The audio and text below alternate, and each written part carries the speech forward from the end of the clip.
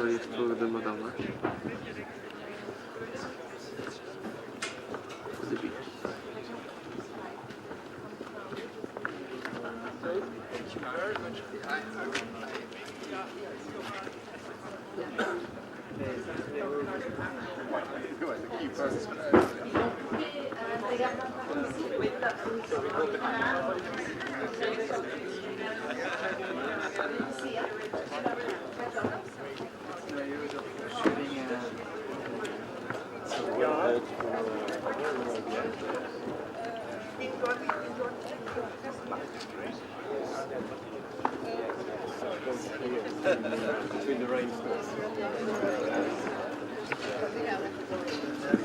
An exhibition opening will start in 10 minutes. Je recule, on va reculer un petit peu. Vous êtes très grand angle? Ouais. Très grand.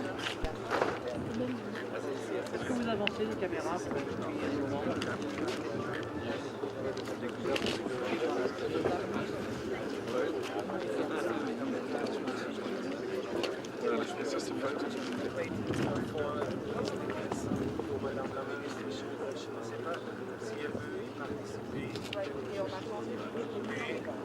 Il y a encore du monde qui arrive pour regarder.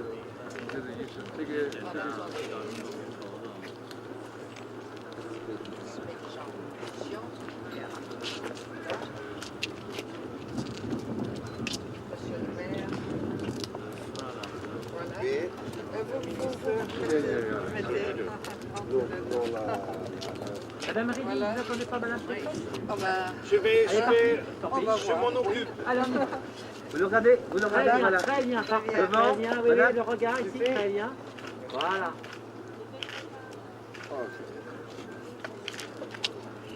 So.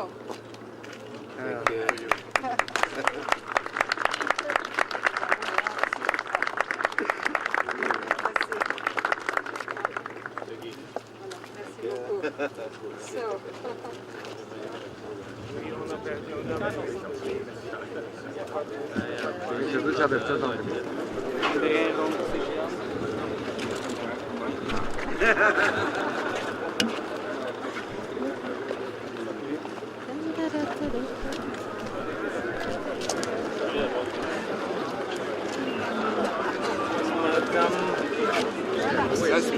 We might be group for Ministre veut vous à côté de la secrète, milieu, le middle. But we have a colleague. Yes.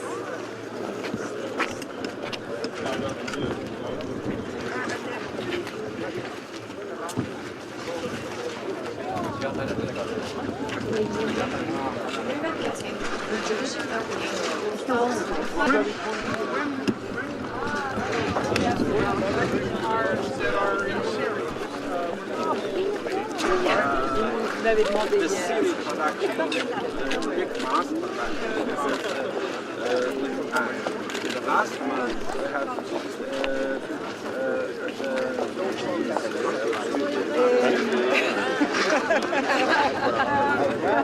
C'est pour les hommes, ça.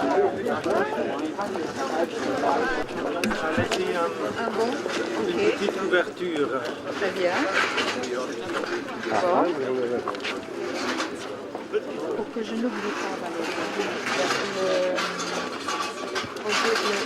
la grande exposition IST l'année prochaine, Lyon serait une bonne idée. Ah oui, voilà. Ok, très volontiers. Voilà, c'est parce que mes collaborateurs m'ont dit de ne pas oublier. Bon, François. Il va maintenant toucher fortement le petit voiture De côté. bleu. Ah oui. Et par ici, il n'y a pas de place. François, Madame Reding, c'est pas du côté. qu'est-ce que je fais? Madame Reding, je viens par là. La grande conférence IST l'année prochaine soit à Lyon. Ah, on veut là-bas. Veillez à ce que personne n'avance.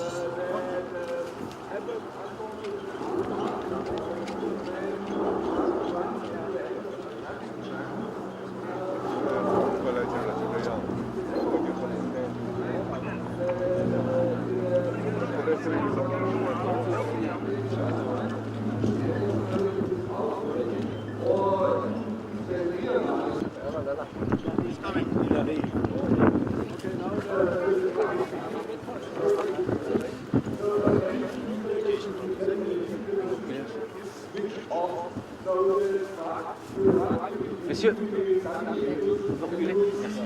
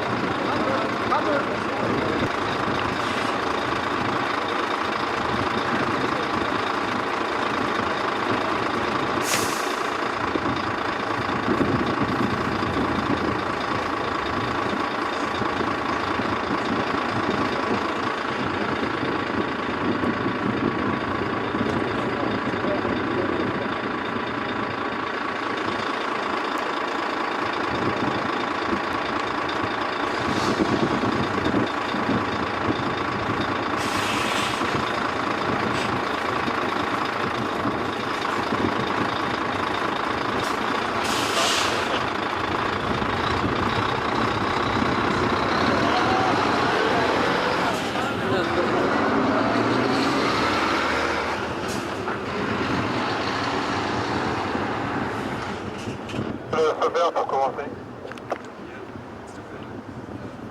Encore 5 minutes, encore une démonstration, un petit avion et après vous pourrez aller. Ok, compris.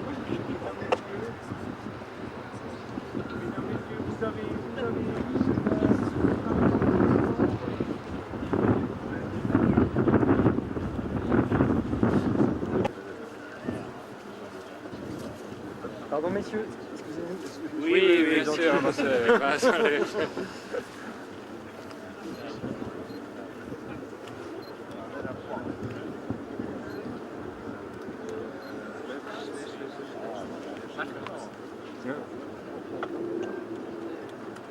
Zwei eigene Systeme.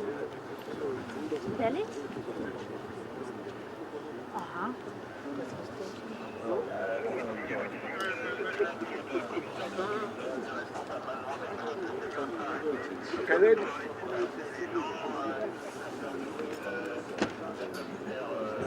Der ist an. Ladies and gentlemen, the truck is approaching now, so watch the number of seconds to see what will happen with the system switched on.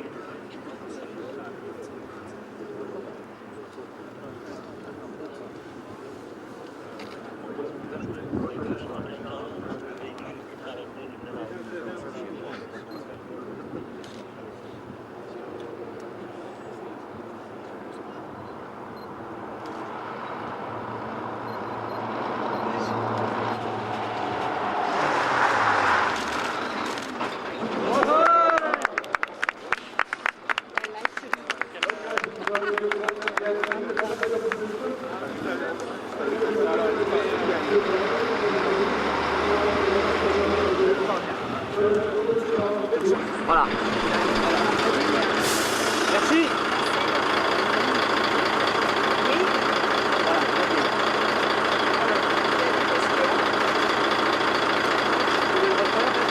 Voilà.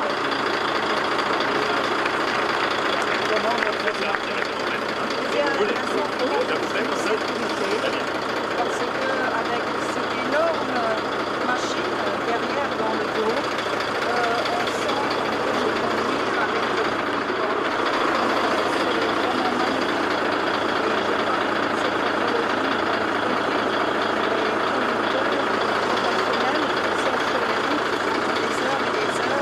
d'avoir moins d'accidents, de mettre en danger moins d'autres voitures et surtout de sauver la vie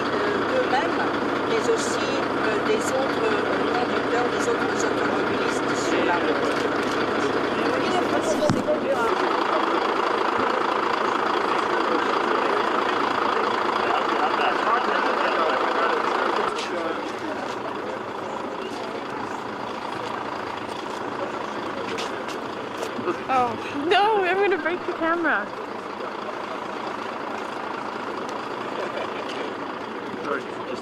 Yeah.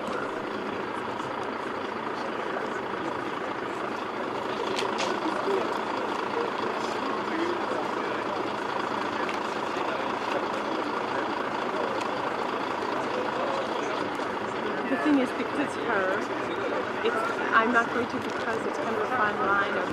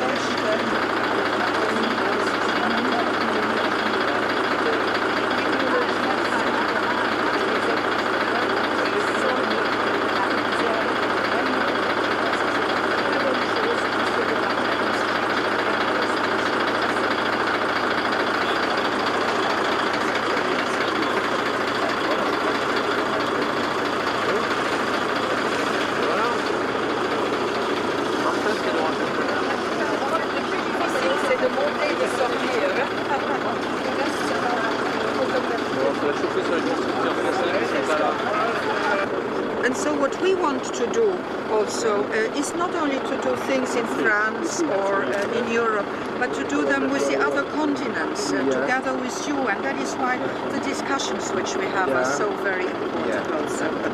On est quand même en retard en Europe par rapport aux États-Unis. Notre industrie automobile est parmi les meilleures dans le monde. Je pense que le e-call aux États-Unis est déjà généralisé. Là, les États-Unis ont un pas d'avance et je pense que allons-y, faisons-le.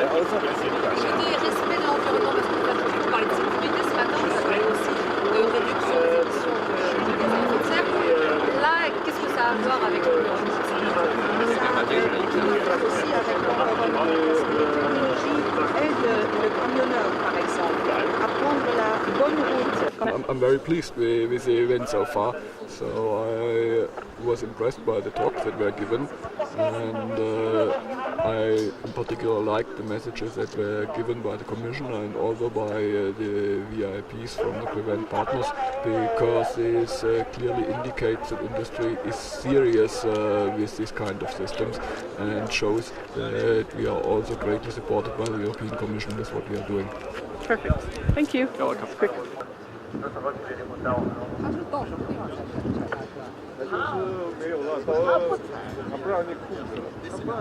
Qui regarde là, il regarde pas.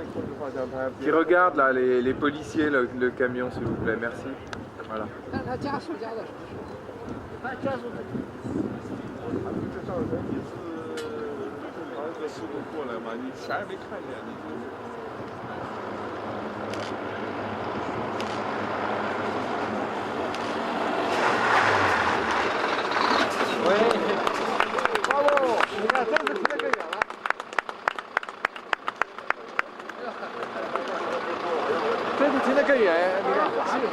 Oui, si vous voulez des photos, journaliste qui allait. Madame la ministre, restez encore. Et là, c'est très impressionnant, surtout ça freine doucement. C'est incroyable. Le plus dur, c'est en réalité de s'empêcher de freiner quand on voit arriver l'obstacle parce que c'est instinctif. Mais c'est très très impressionnant et surtout on a l'impression qu'on conduit un camion comme on conduit une postine. C'est la première fois? C'est la première fois.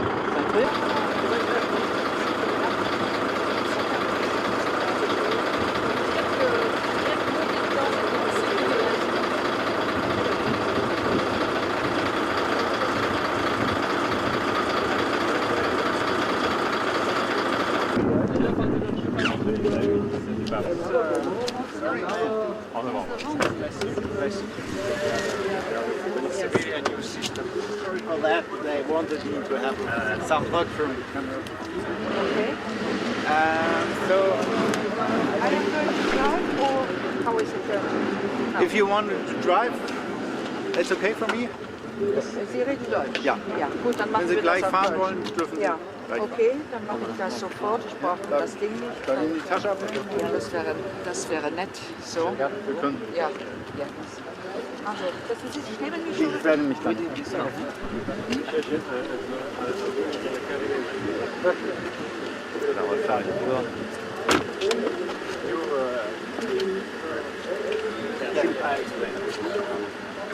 You say? Madame Reding? Très bien, très bien. Monsieur. Voilà.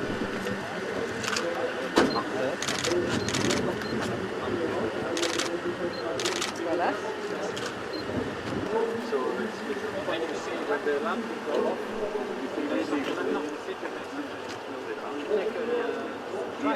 Yeah. But we have to wait until the truck. Madame Reding, bon courage. Bon courage. Ah, bravo, bravo, c'était bien fait.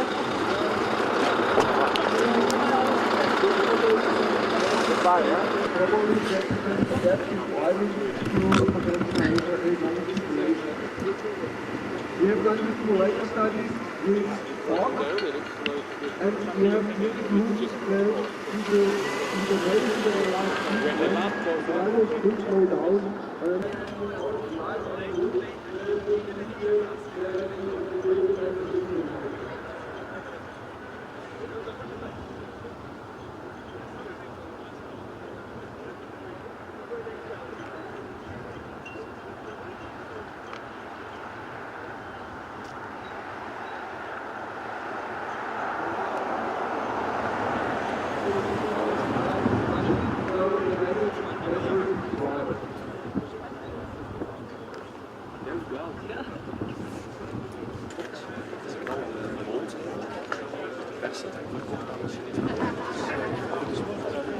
This morning and what you saw so far in the event and I think the event is fantastic with that you really show what intelligent telematics can do to the traffic safety and to show it to the world, even to the Chinese minister who came here.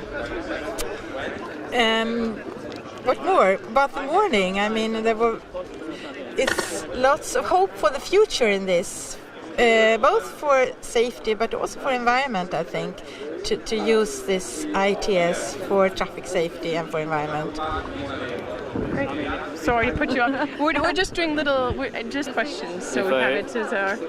I can, if you want, we can talk about the questions first, and then when we film later, we'll just. And then if you have anything else, we can put it on tape as well. So it's. Well, I can say something about the OEM's strong involvement since I'm representing EUCAR is the research body for the automotive manufacturers, which is more important, I think. We can. Okay. And a lot of the projects on it. Okay, let's go. So, how is the RTD working group contributing toward the achievement of the eSafety objective? Well, RTD stands for Research and Technical Development, and the task of this group is to really identify what are the challenges for tomorrow, and then we are deducting what research needs to be done to achieve them and give priorities to that. And we formulate and communicate that, which often then is taken up as an advance into the research program. So that's our way of contributing to these achievements by more or less outlining the research agenda. Okay, and then the EUCAR contribution as a whole to the eSafety objective? EUCAR is EUCAR, it's the body for automotive collaborative research. It does not only cover eSafety things, but eSafety is a big issue. And we have been quite involved in setting up projects like PReVENT, AIDE, GST, and electronic programs, EASIS for implementation of that. So EUCAR is very active in that, and one should also understand EUCAR represents the OEMs, the automotive manufacturers, and they are more or less pitching in 50% of the financing for these programs. EUCAR is rather involved in enabling this. Okay. That's it. Perfect. Anything else? Any other comments? Because we're... Okay, we'll put the mic back on again. Okay. Which are the biggest bottlenecks problems in your fields? I think we had done enough. Starting. All right. Now I hear a sound. Yep, thank you. I think we've done a lot of the technical research already, starting from this Prometheus program in 1986 to 94 and the Drive and Telematics program. But what we need now is to have a mature the technology, to have it more cheaper, reliable, so it has a more widespread deployment. Not only the more expensive cars, but also the more middle-sized and cheaper cars. That is a bottleneck. We have a wider deployment and cheaper systems. Okay. My time.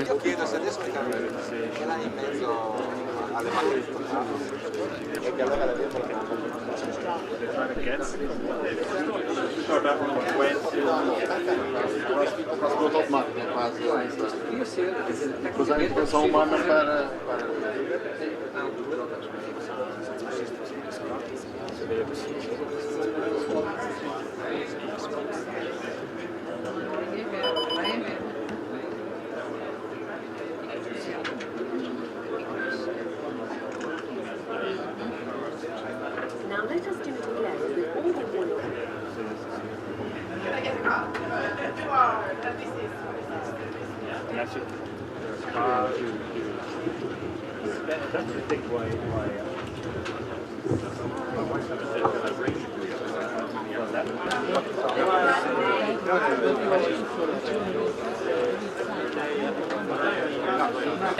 What about the eCall? The next steps for eCall, actually. Okay. Okay. So, could you give us your opinions on the next steps of eCall? What's going to be happening? What should happen? Well, I think the next steps on eCall, really not so much on the technical level, but more on the political and awareness level. I mean, in the Netherlands, for instance, we are now advocating eCall to the emergency officials and services, and strangely enough, they're not quite aware of that yet. And we were just talking with the guy from the ADAC demonstration car, and they have the same situation in Germany. I think the next step is really that we should demonstrate and create awareness for eCall. I mean, the technology is there, and it's proof that it worked. Now we want to introduce it in the real world. We really need to show, demonstrate this hands-on to politicians, emergency officials, emergency operators, and guys like that, and of course to the public in general. And any comments about ICT and clean mobility? Do you think it's being sufficiently taken account in eSafety? Well, to be honest, ICT and clean mobility, that's not so much my area of expertise and interest, but if properly deployed, I think yes, of course it may be influential. I mean, it's influencing driver behavior, probably, and perhaps also increasing this, traffic safety, perhaps less traffic law enforcement needed by ICT and intelligent vehicles and intelligent infrastructure. So maybe, I think but it's not an element in itself. I think it's part of the whole. It's whether also if drivers will accept that and really will use the system for efficient driving, or instead of just getting very efficient from point A to point B. I mean, that would be the question in the future, I think. Okay, and then just a general question about eSafety. Do you think we're going to do it in time to halve the number of deaths by 2010, or is it going to take a little bit more time? I'm afraid that will take a little bit more time, because if you look to the results of the intermediate consultation on the white paper, I mean, and it was just mentioned this morning as well, we don't meet the target yet. But in combination with other efforts, I mean, like traffic law enforcement, which will fly now in Europe as well, then we would be pretty much be able to reach the target. But if we were able to do that by 2010, I have to be honest, I doubt that. I think the time horizon will be more 2-3 years later on that, because it has to be fully deployed first. And again, it's a matter of acceptance. Will the driver, will the public accept that? Are they willing to pay for that? And that's why we so much need to create this awareness for it. Any other comments? No, I think I'll stick to that. Great, thanks so much. eSafety initiative so far. It's now on the roadmap. We have a working group, and I'm the joint chair with Wolfgang Reinhardt from the Car Manufacturers Association. So it is on the agenda. I don't think it's maybe got enough priority yet, and it's not clear to people exactly what this might mean. But there really is a very large range of systems and services that one could imagine that would, for example, help a driver to drive much more economically.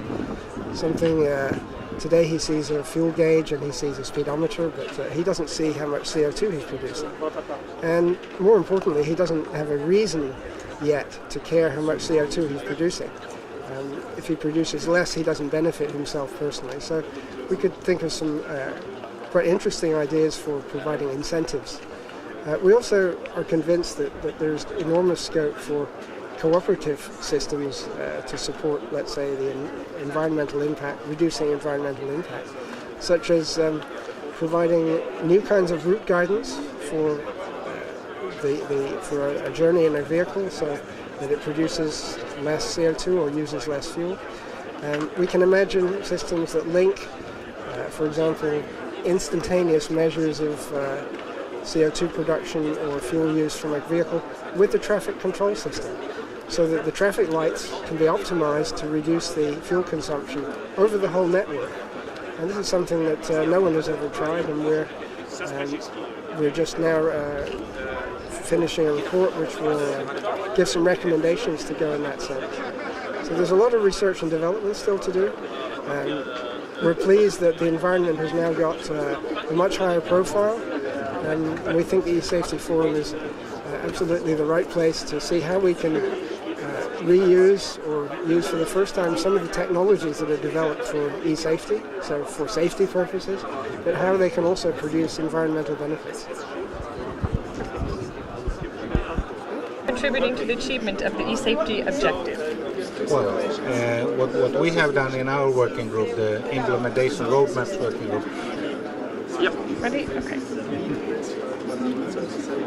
Okay, so our working group, the implementation roadmaps working group, is really what we are trying to do was that we try to identify what would be the application that would have the most potential of reaching the very ambitious objective of halving or contributing to the halving of the road fatalities in Europe. So we identified 11 priority systems, and for each of those we developed these roadmaps with the help of which we could deploy these systems as quickly as possible and try to identify the ways to accelerate the deployment.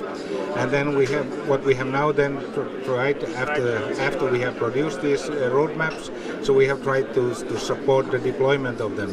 For that purpose, we have now organized some workshops. Like this year, we're going to have an eSafety deployment workshop where we really try to monitor how well have we succeeded in accelerating the deployment of these. So we at least we like to think that we are trying to push the deployment as much as possible. And do you think that eSafety will really get these systems deployed on time? Do you think 2010 is a reasonable goal in your findings so far? Well, our findings so far that things have gone a bit slower than we anticipated them to go. So I think that it's not going as fast as we thought. Although I must say that some of the systems have gone faster than we thought. And mainly I think ESC, the electronic stability control, that really has gone much faster in some of the countries. And I think we can always find out that those countries with a very good record, they have also done something to accelerate the deployment. They have using tax incentives, they have built up the customer awareness and so on and so on. And are there any big bottlenecks or problems that you found so far? Well, there are major problems with the eSafety covering a lot of stakeholders. There's always a lot of institutional problems, so getting all together to work in the same direction, because not everybody is willing to move at the same speed. So some stakeholders are more reluctant than the others, but this is quite normal. But I think that we should still be patient and continue this work. Any other comments that you want to make that we can put on film, or you're okay? Come to the workshop in November. Communications Working Group. So how is the Communications Working Group contributing to the achievement of the eSafety objective? The main goal of the working group communications was to prepare a communication channel for safety, so it's directly relevant. And we have achieved that in Europe we have common standards and a harmonized approach to getting spectrum for this wireless communication. And I think in the next 5 or 10 years we will have a system where cars can communicate with each other and avoid accidents, severe accidents and fatalities. So it's directly related, I would say. And what are the biggest bottlenecks you've experienced so far? That very much depends from which side you look at the business. I think the industry is pretty quick. Legislation is a little bit slower, and to reach a common understanding and harmonization worldwide, ideally, that's the biggest threshold we currently have. Okay, and do you think that eSafety is on target to reach its goal by having the number of road deaths by 2010, or do you think that won't be easy, but we can still make it? Yeah. Any other comments for the camera? No? Perfect. Thanks so much. Yeah. Ready? How is the RTTI working group contributing to the achievement of the eSafety objective? Well, RTTI, that stands for real-time traffic and travel information, and information in traffic conditions is a very essential contribution to safety on the roads, and thus it is very much contributing to the safety in whole. Okay, and what are the biggest bottlenecks or problems you've experienced so far? Bottlenecks is, I think, mainly in the different situations given in the European Union. All the member states do have different states, starting situations, maybe different plans. On the other side, we have to develop and already have existing European standards which should be worked on. And we in this working group have delivered comments, models, structures of business models, roadmaps to be established, which finally would reach the common goal to have at least a certain amount of safety relevant information available at any time everywhere in Europe to make the traffic more safe, to feel, let the driver feel more comfortable. And maybe you can put in a nutshell, if we have electronic stability for the car, we should have traffic information for the driver.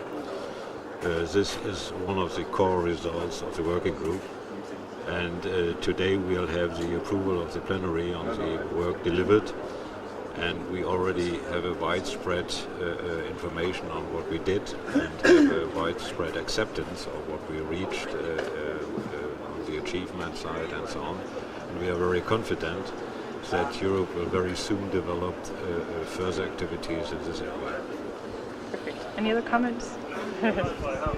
My only comment is I think the work is really a work which has to be done. It's necessary to have the experts on one side, but on the other side it's necessary to have in the background the willingness of all the stakeholders, organizations, administration, political sides and so on. Only together we can make it. Gentlemen, thank you so much. Thank you very much. Portugal's about to sign the ECOL MOU right now. Can you tell us a little bit about the ECOL situation in Portugal and your commitment to it? Yes, first I'm very satisfied because Portugal is going to sign, and at the same time is during our presidency of the European Union. As you know, this semester Portugal is at the presidency of the European Union, so this is a double matter of satisfaction. We have been very good work in Portugal during the last 4 or 5 years because we have reduced our damage and death in the roads in Portugal in these years more than 40%. Portugal was the country in Europe that has a larger reduction, and I'm sure that we will cross over our goal to reduce to the half the number of injuries. So I am very satisfied, a lot of satisfaction on that, and I hope other countries at this moment, I think with Portugal, Spain and Republic Czech, Today we have about 15 countries in Europe that have signed this memorandum. I hope this will be an incentive to other countries to sign this memorandum. Thank you. Thank you. And one other question, what are your observations about the event today, the PReVENT event and the demonstration? Yes, it's very interesting. I think we have a good example of the application of the technological development to solve real problems that citizens have in Europe. And this is good because many times we have an idea that technological development doesn't apply immediately. No, you have a short time, you can apply these new developments of research and in practical solutions for solve concrete problems. And I think in the next years we'll have a lot of offers of this type of service, I'm sure. The problem is to choose because we have an inflection of solutions, and but I believe that the market will help to conduct to the good solutions for the vehicles and to modernize the vehicles and to give more comfortable and more safe to conductors. Okay. Muito obrigada, senhor. Muito obrigado. Today about Spain signing the MOU in just a few moments. Can you give us your... I think it's a very important aspect of this event, and from the motorway perspective, there are some things that need to be also overcome, because there is not a direct coordination between the eCall and the action of the concessionaires in the infrastructure.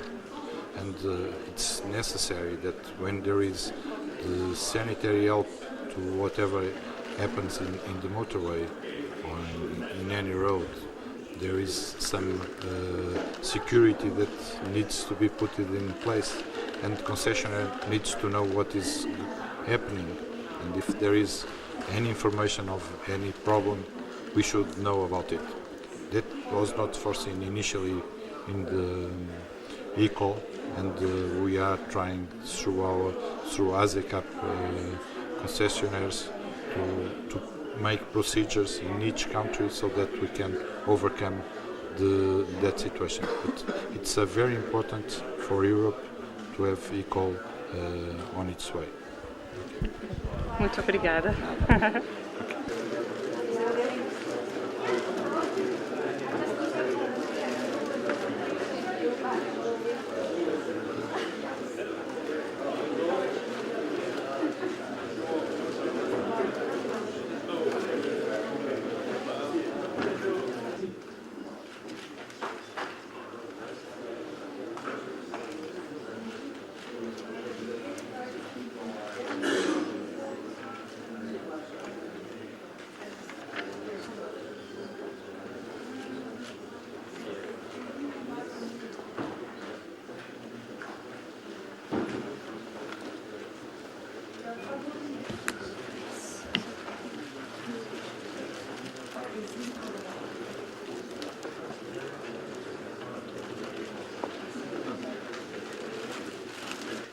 Welcome again after the adventure and experience of the safety equipment on the cars.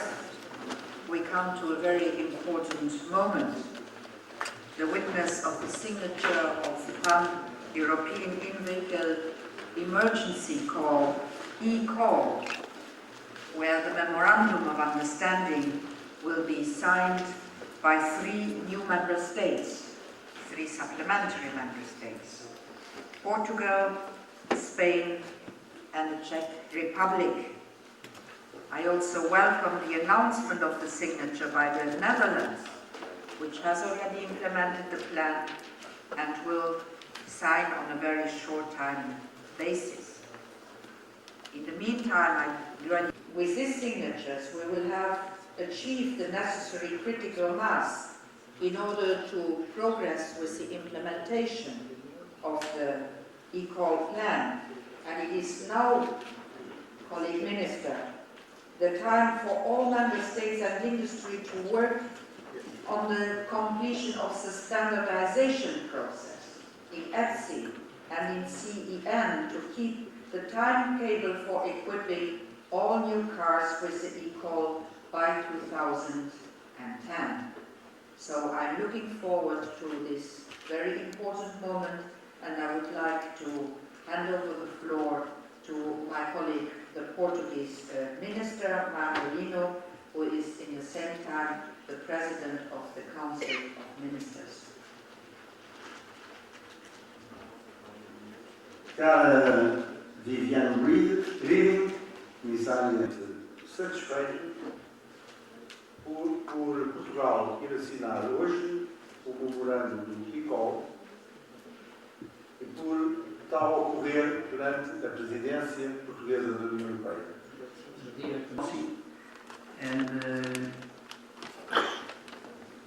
And I'm very proud to sign this memorandum of understanding. Esta manhã vimos a importância das novas tecnologias hoje sirva de incentivo para que outros Estados-membros da União Europeia possam assinar este memorando.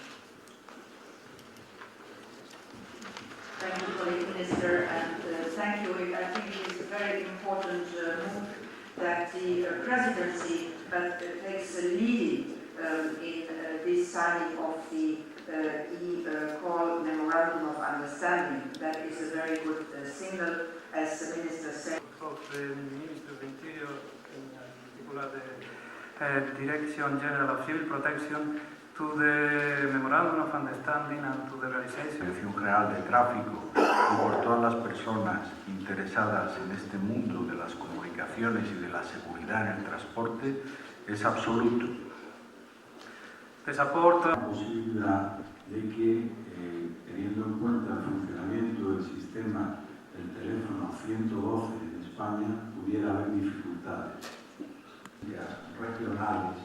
El planteamiento que hemos hecho es de constituir un centro de intermediación a nivel nacional para todo el Estado, de manera que luego, a su vez, pueda repartir las llamadas procedentes de todos los operadores de vehículos. De que será otro medio que contribuirá a reducir la plaga, esta plaga tan importante que en este momento en España pues tiene más de 3.000 muertos y en consecuencia será un procedimiento más para reducir este número de muertos. So we signed this memorandum of understanding, and we have this ecosystem at pan-European level as a very crucial task for saving life during heavy accidents, and fully supports all related activities on European and also national level with the Ministre of Interior in the field of road traffic safety. And I am very pleased to inform you that now Fire Brigade Services is joining Memorandum of Understanding. Thank you. Congratulations to the Czech Republic and on board.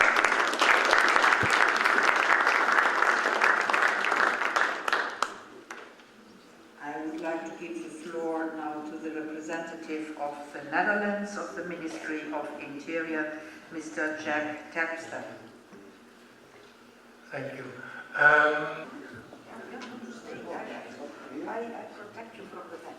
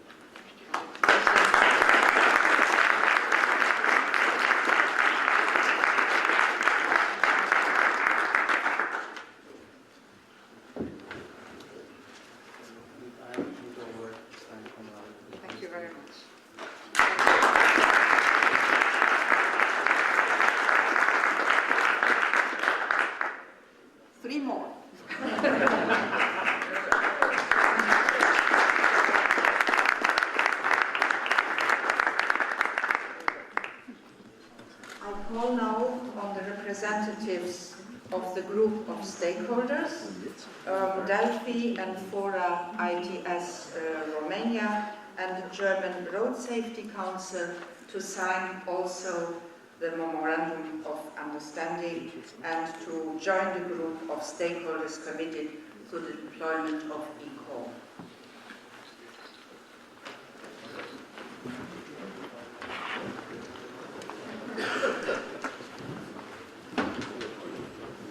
Yes, is there space? Gentlemen, we start again to start.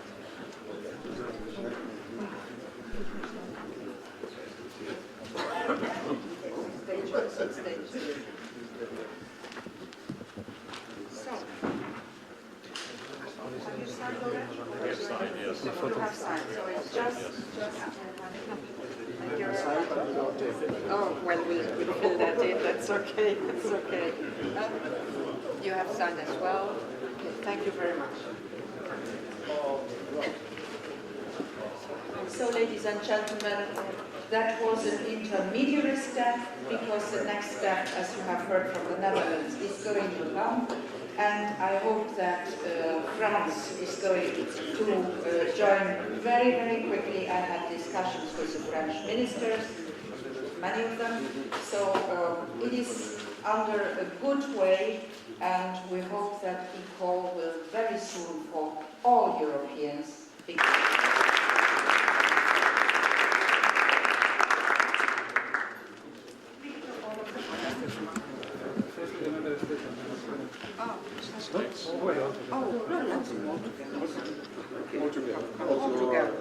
All together, it's a joint venture. Voilà. Devant vous, voilà.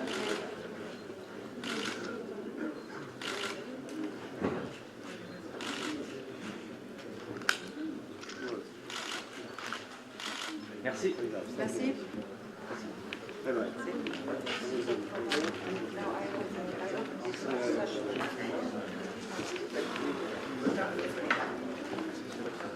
We have the pleasure of welcoming to the forum Mrs. Reding.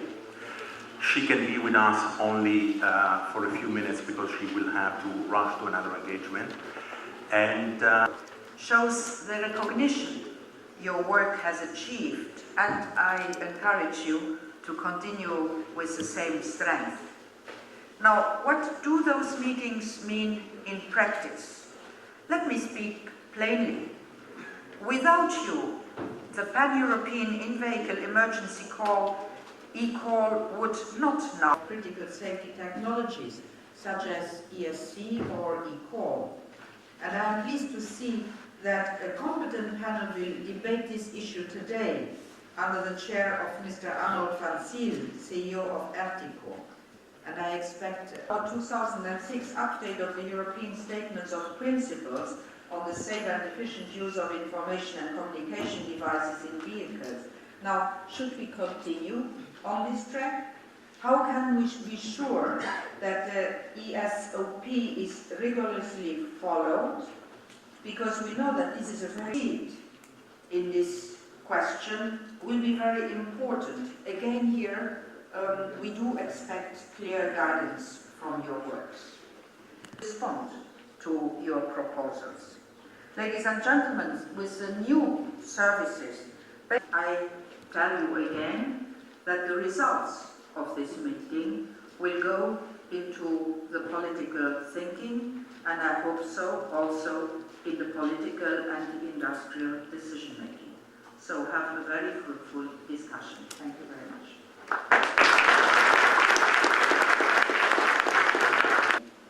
Two general points. One is more of information and the other one is for a quick exchange of views about the future direction of work.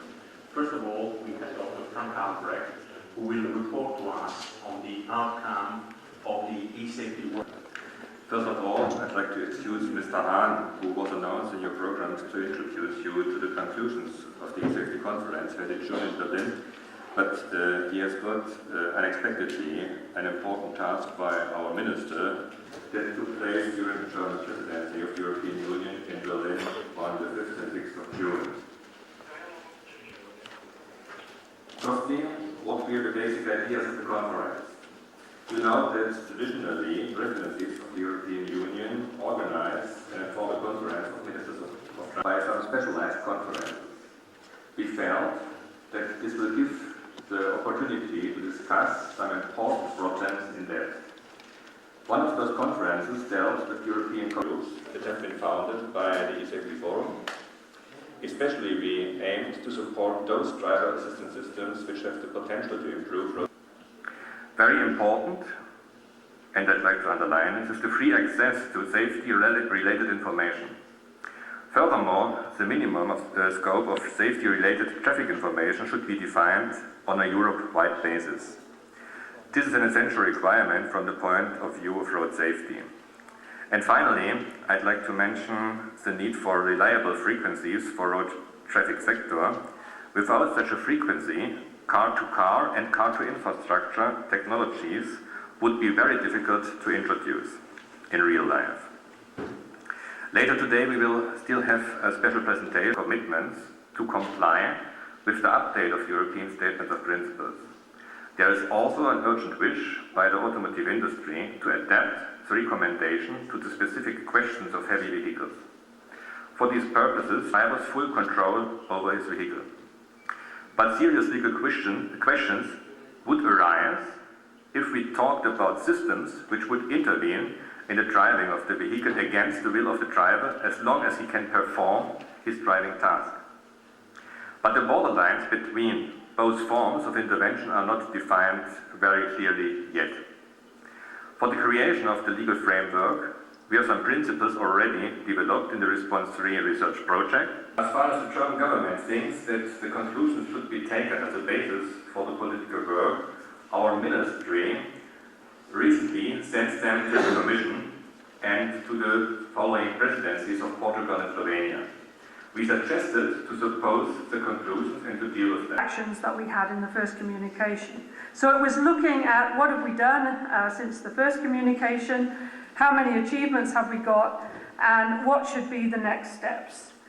I will pass these policy things which say what the socio-economic challenges for transport are, the European policies for road safety and energy and the environment, because we've heard a lot about that already, and anyway everybody can read the document. Similarly, I will not say anything about the intelligent car, but we know that there are the 3 pillars about coordination through the eSafety Forum, which has really been absolutely instrumental in making us successful in this area, and I think such things as the eSafety Forum should be rather cloned for other areas of our work, but we haven't managed to do that in every area. The communication, the action that Rosalie has explained affect the life of the forum or the other way around. I understand that Mr. Panzil wanted to intervene. Please, you will be getting there's a mic. Thanks, Fabio. I was on, but also the competitiveness element. Let me just give you one example to illustrate this point, and I think this is a positive point that we need to communicate into the European environment. Traffic message channel is an element of traffic information, and it's part of the Intelligent Car Initiative. It's a mature technology. Some of the partners of this forum, with the support of the European Commission, in fact, demonstrated this technology in China recently in a project called Dynasty. The result of this was the acceptance of the TMC standard within China in focus slightly stronger. Thank you very much. Thanks. Who else would like to? I'm very happy with the list of actions here, and we can see that the Commission is genuinely committed to driving this forward. But I think that it's good that you have there identified a few of the actual systems which clearly benefit from those recommendations. But I would like to also to think in the future we need to look at more targeted also at the other types of systems. We identified 11 priority systems, and of those 2, eCall and ESG, have been specifically mentioned in your recommendations. We have a workshop on the 14th of November which is organized in Brussels, where we look at this deployment of eSafety and all of the 11 systems. And I think from that we can probably identify which systems need some sort of action and intervention from the Commission and other stakeholders to promote them better. So I think that to the deployment in the US and Japan. Okay, thank you.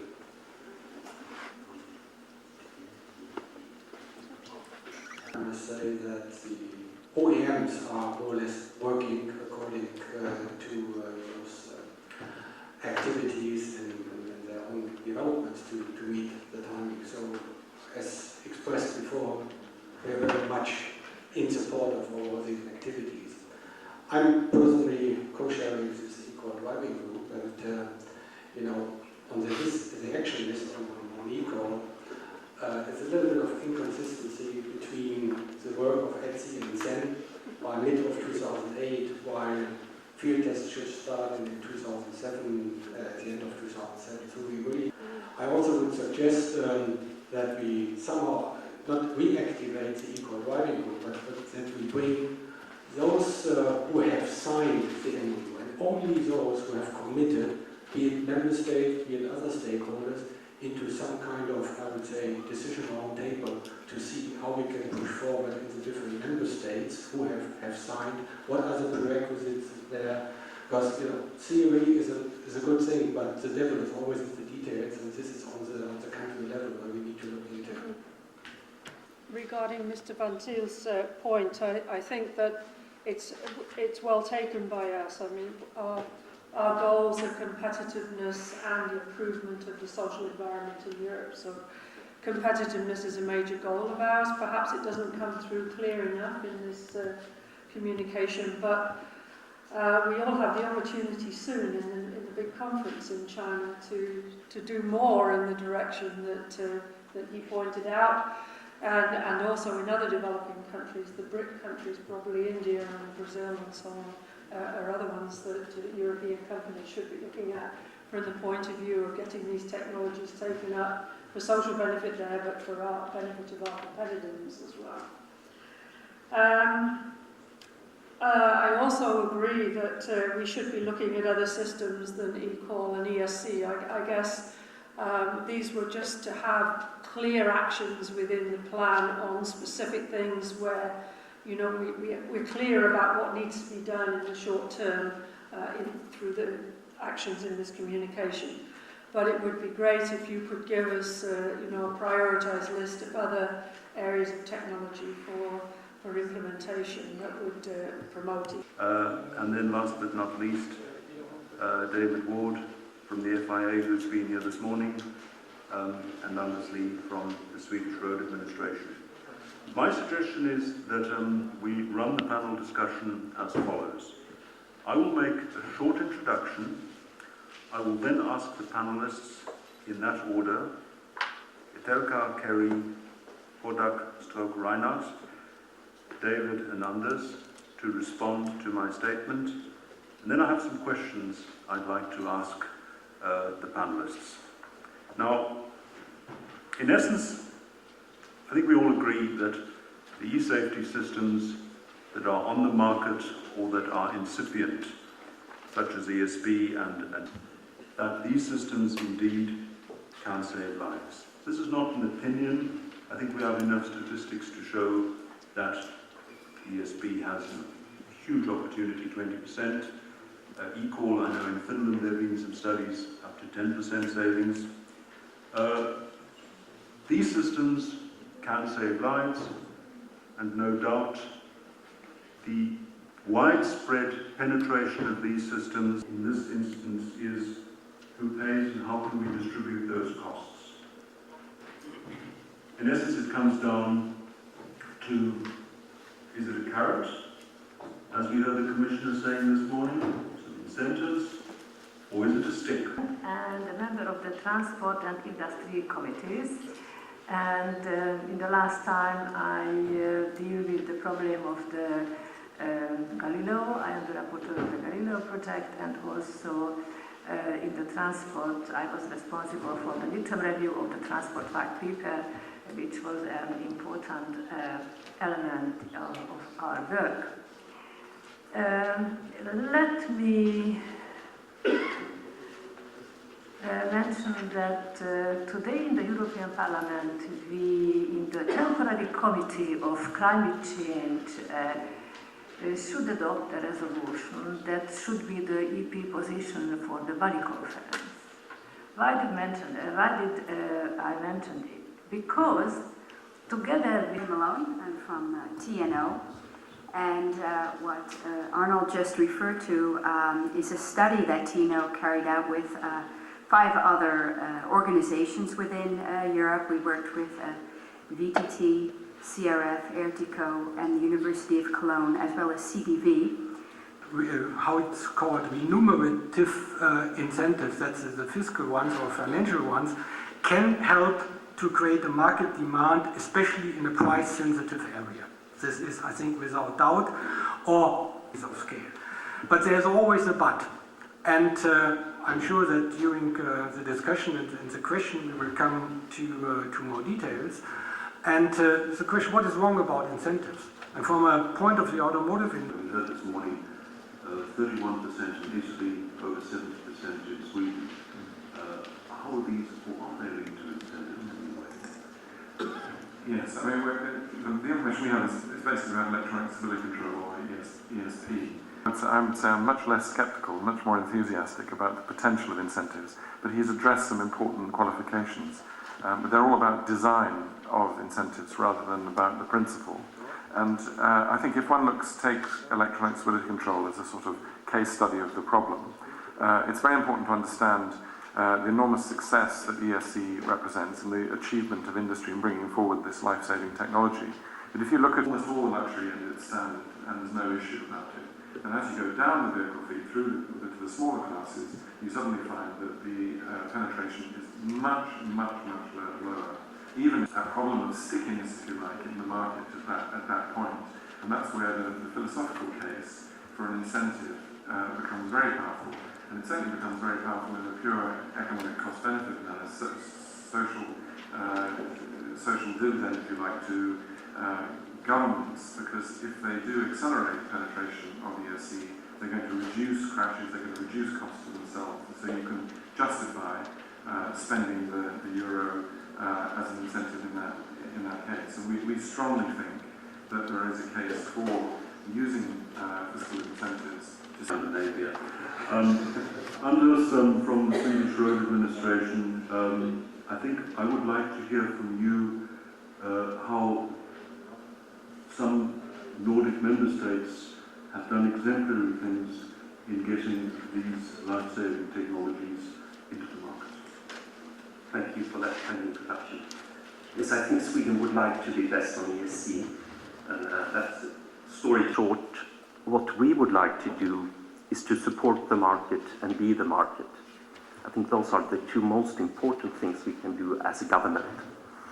Supporting the market by knowledge and information. And I would say that is the clue to the success we've had with ESC in Sweden, where we went from 15% fitment rate to 80%, 80, in just 2 years' time.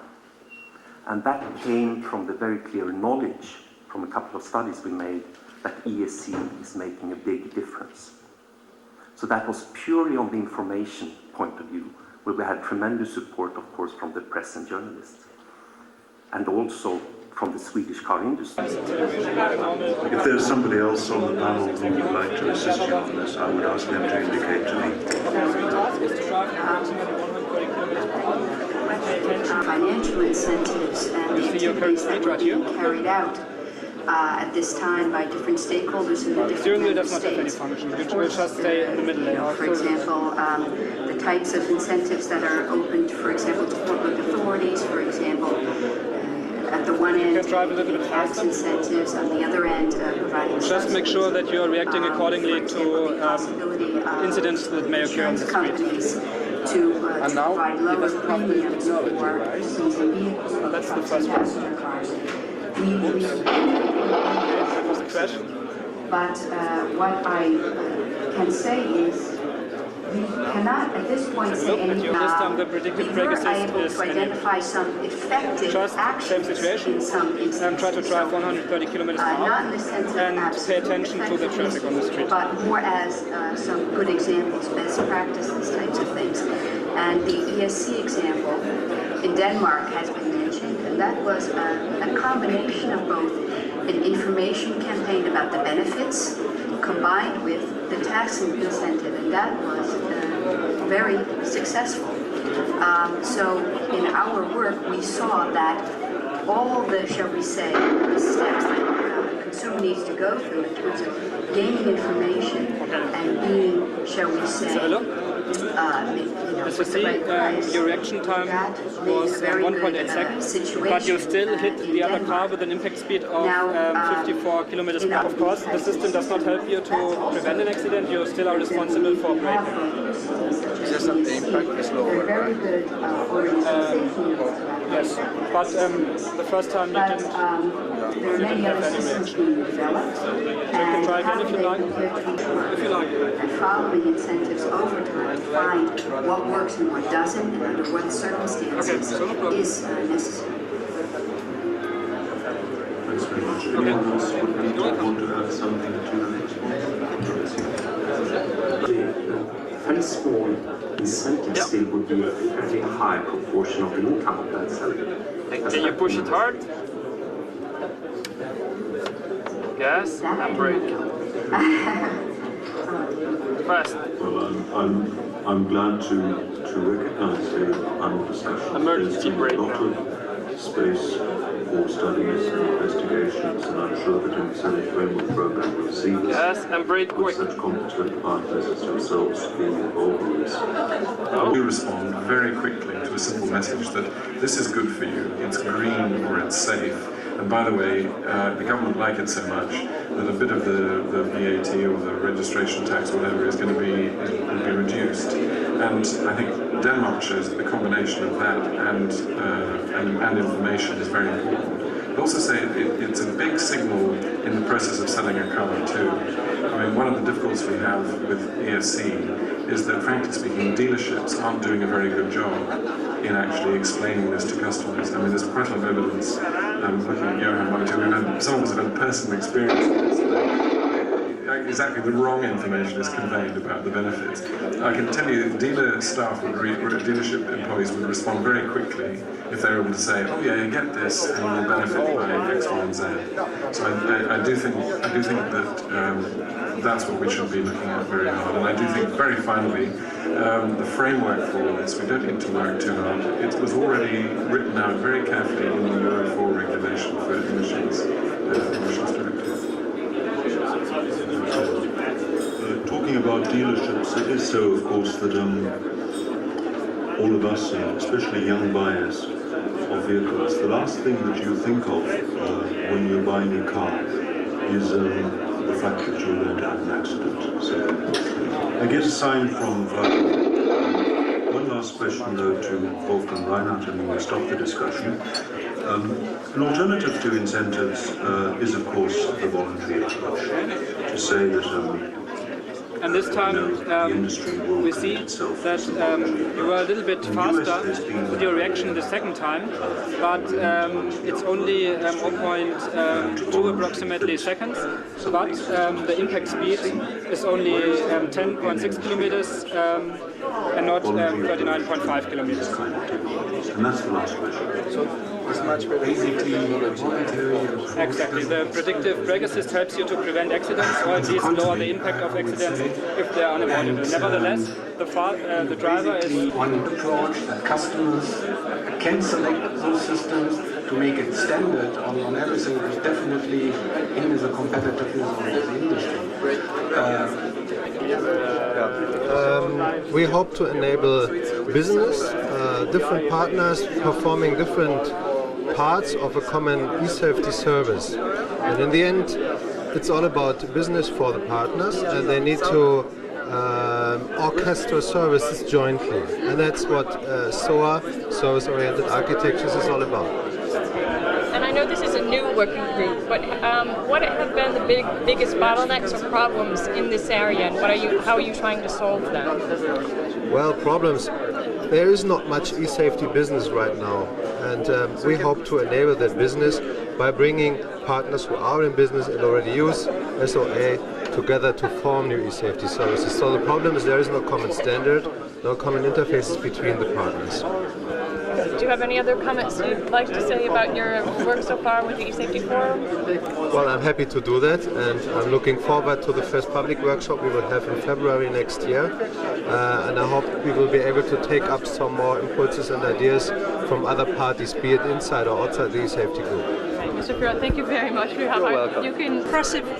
Just I have the yeah. Now I have the sound. Okay, fine. Yeah. We're here today for this PReVENT demonstration, which is the end of a very large project which we funded under the 6th Framework Programme of the Information and Communications Technology Programme of the European Commission.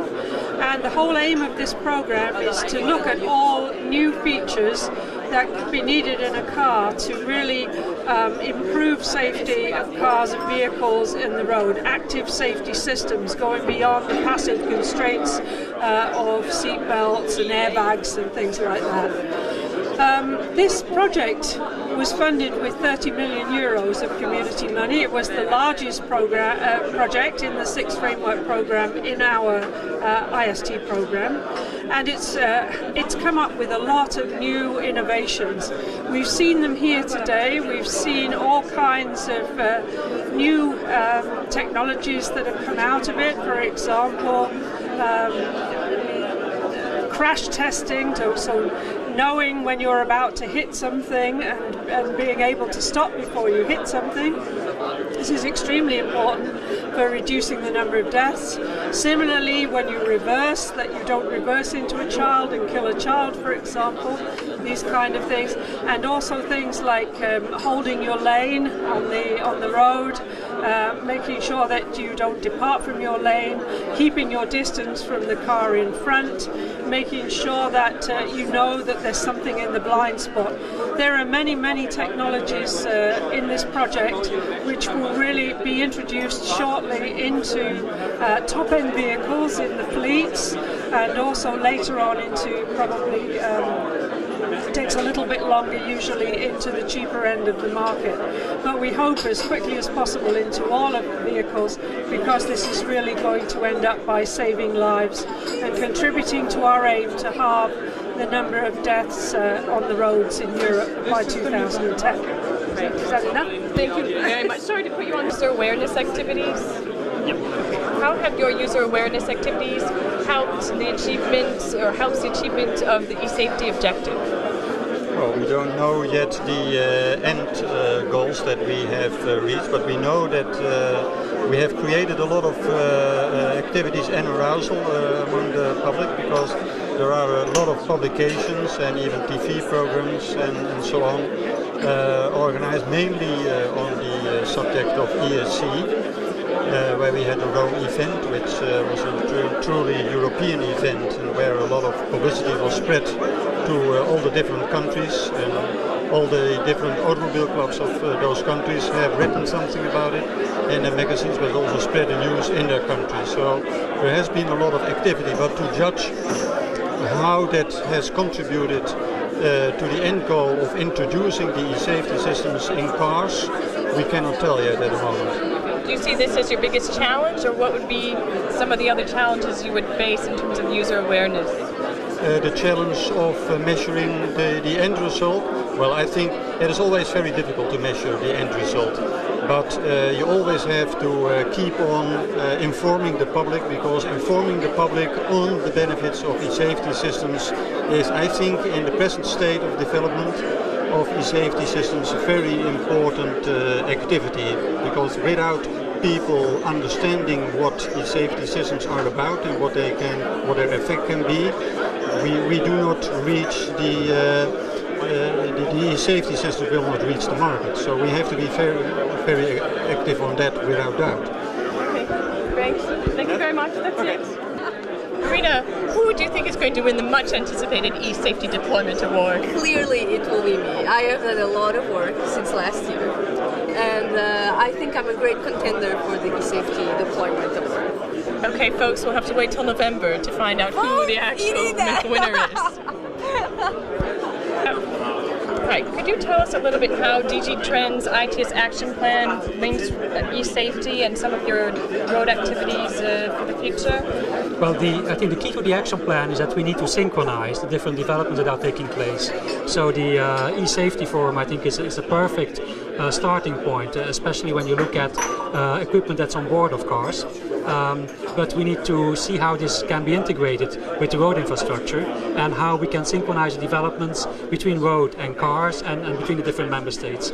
So the action plan will actually bring that added value to the eSafety Forum, and we hope that sometime next year, around the summer, we can come out with a solid basis for building a roadmap for the deployment of ITS across Europe. Perfect. That was it. That was great. Thank you. And the pneumatic device industry to come with solutions, not just from the technical point of view, but How fast do I? No, this is okay. This is the fastest you can go. 80 is our maximum. But now you can see it's a bit red in there. And when you lower the speed, it fades down. And when you get down to 60, it's already faded away. Right, so I should approach fast. Yeah, I'm gonna tune this down. Good. People are driving too slowly. Yeah, you're not used to drive a truck. Nah. But now I'm going to restart it, and this time, before entering the curve, I will do a phone call to the phone which is there, connected to the system via Bluetooth. And since we don't want the phone call to get you when you are in the curve, the system will put it in the queue, and it can be seen in the waiting square over there. It's hard to both drive and see it, and you are not supposed to see it really, but if you have the chance you can look there. Okay, it will appear in this box. Yeah, and the curve speed warning will be in the active box, flying around. So we'll try it. A lot of things where data flow and data processing inside of the car should increase. The curve speed warning will appear anyway, but you won't see it if you're not driving fast enough. That's how it works. Oops, now I'm a bit late on the phone call, but I hope the timing will be good. We are using the GSM in Sweden, so it has to go up there and back down. Now you have the phone call queued. Okay. So when you get through the curve, the warning will disappear, and the phone call should get down in the active. Okay, and then it appears then. Yes. And I'm going to change to the other scenario. You're drifting out towards the white marks. You will get a small force that helps you to get back. We are also using FaceLab to monitor the driver to see if you're looking away from the road or if you're looking on the road. And if you're looking away from the road, you will also get vibrations as a warning in the steering wheel. But first, how do you recognize I'm looking away? Is that the two cameras here is used to monitor the face. Okay. And then we have software here, FaceLab, where we have to do a face model of you. Kind of tool, but you are still inside. So if you just look straight ahead.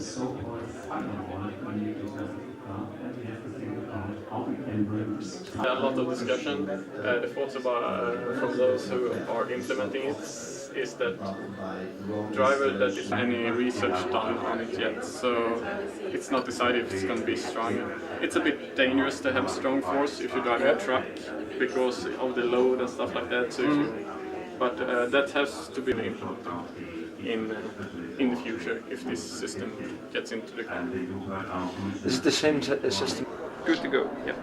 Can you tell us a little bit about the benefits of the sub-project to the rest of the PReVENT sub-projects? PREVENT is doing two things. We are evaluating the evaluation results of the PREVENT function, so we are trying to calculate how many lives will be saved when these PREVENT functions will be used.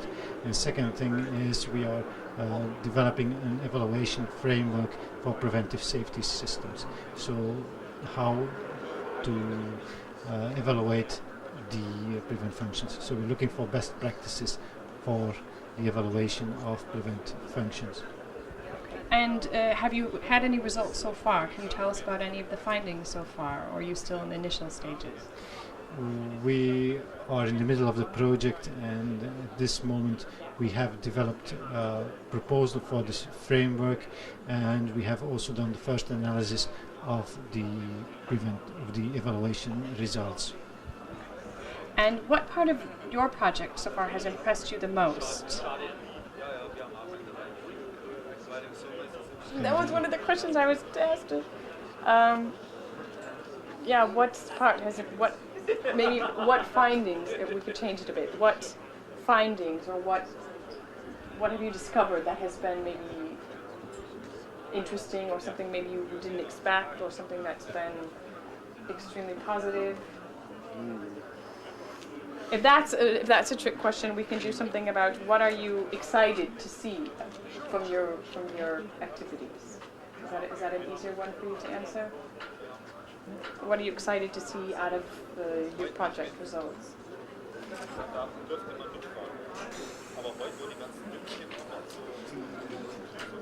Of course, it would be nice to have it. Is it on? Ready again? Yep. Okay. No, it has been combining all this information which is available from the different projects together to find some conclusion to how we can distill information from all this wide information range which is available and come to some clear results. About the benefits of the technology in lateral safe? Yes, of course. Lateral safe is a project which deals with mainly safety around the vehicle, and especially with the lateral area of the vehicle and the rear area of the vehicle. The idea here is to support the driver when he tries to either change lane, or to support him when he has obstacles on his left or right or behind him. So this technology allows us to get an idea of all the situation around the vehicle and to support us in difficult situations when we have obstacles either moving or standing next to us or behind us. So the project supports the driver, warns the driver, and informs the driver. Okay. And what makes it unique? You might have just said that, but is there anything else that makes it unique? Of course. If you want to speak about this, I would say the fact that the project integrates a platform, a multi-sensor platform, which allows the integration of different sensors and separates that from the functions that you want to create. So you have the possibility to add new sensors when needed and to add new functionalities when needed without changing other items, other components of the system. And this is very important for the future systems. Okay. And when do you think we'll see these systems in our cars? Okay, that's an interesting question. I'm coming from a research institute, a non-profit organization, so exploitation is not really our main target for that, except of research. But from what we have discussed inside the consortium, I think there are systems here which are coming very fast to the market. And we have discussed with suppliers, with OEMs, and it seems that technologies like lane change assistant, it will be soon without our cars, technologies like lateral collision warning or rear collision warning, it's also something that is coming. So I believe it's really an issue not of technology, but an issue of finding the right solution so you can offer these things in a low cost and in an efficient way. Okay. And what part of the project has impressed you the most? What kind of? Sorry? What part of the project has impressed you the most? I would say the collaboration between the different partners. It's not always the easiest thing to bring together OEMs, suppliers, institutes from so different countries to try to work on such a complicated and difficult and technical issue, and to manage to do it without problems and achieving a good level of cooperation. I believe cooperation is maybe one of the most important things that these kind of projects promote. Perfect. Thank you. Thank you. That's great. Thanks a lot. Yeah. Okay. Yep, we're ready. Okay. Could you tell us the benefits of the technology used in InSafes? The benefits of eSafety is that you get sort of an integrated system. Instead of separate standalone systems, you get one system that acts as a unit towards the driver and helps in many different situations. And there are also economical benefits because you can use the same sensors and same components for different applications. Okay. Are there other ways that it's unique, that this technology is unique? It's not really unique, I would not say, but we have developed at least some new concepts. Particularly, I would like to mention the reference maneuver, originally developed within the Suspense project, but now it has been further extended to also cover multiple different maneuvers that you could do. And when will we see this kind of technology in our cars? That is always a question that is very difficult to answer. And in this particular case, we have the integration of different functions. So first of all, we have to have a set of functions to integrate, a set of ADAS functions. So this will be a little longer than the standalone functions because the integration will obviously have to come after the standalone functions. But still, we should already now start to thinking about integration when we developed our standalone functions, so they are ready to be integrated in an integrated system. That was very good, wasn't it? Okay. And the last question, which part of the project has impressed you the most? Me personally, I think I have been most impressed by this reference maneuver tool. It's very, very powerful, I think. You can use it, but not directly for giving a reference maneuver, which would be the obvious choice first, but you can also use it for estimating the risk of different situations and comparing the risk between different possible maneuvers. Okay, great, thanks. Perfect. How about what?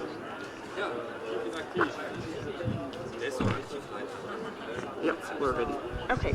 Could you tell us a little bit about the benefits of the technology used in EUCAR? Yes. EUCAR has developed and evaluated a new time-of-flight camera for pedestrian protection and collision mitigation. This has considerable advantages over the state-of-the-art sensors. Okay. Could you tell us a little bit more about what makes this technology unique? Unique, it's very robust, it's very reliable, and it's independent from the environmental lightning and also from the environment draining and other environmental influences. And when will we see this technology in our cars? We here have developed prototypes which are evaluated due to different functional applications. And when these tests are over, it may need some years for further development and products development and then for tests in the car to be integrated. Okay. And which part of the project has impressed you the most? What are you excited to see come out of this? I'm very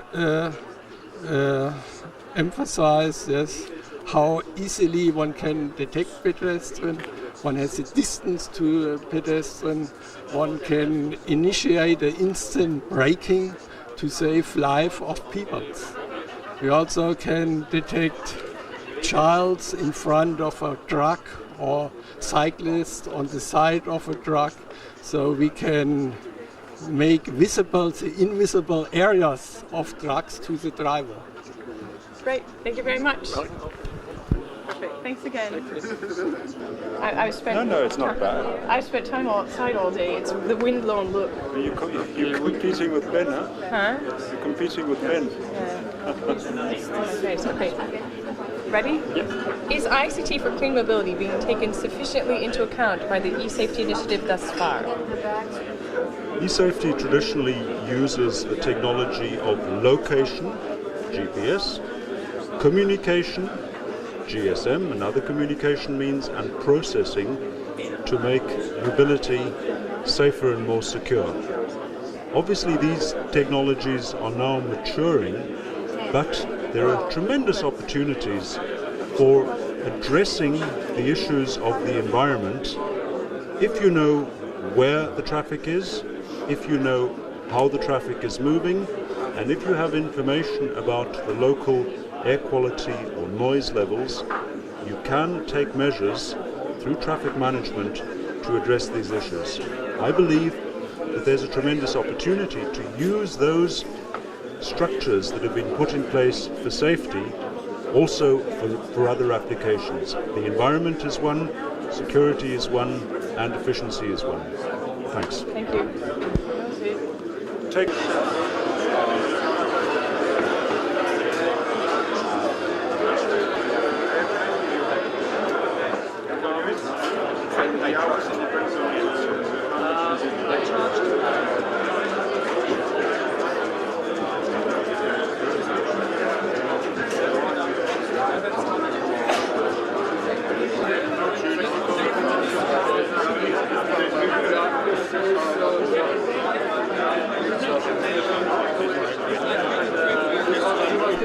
Safety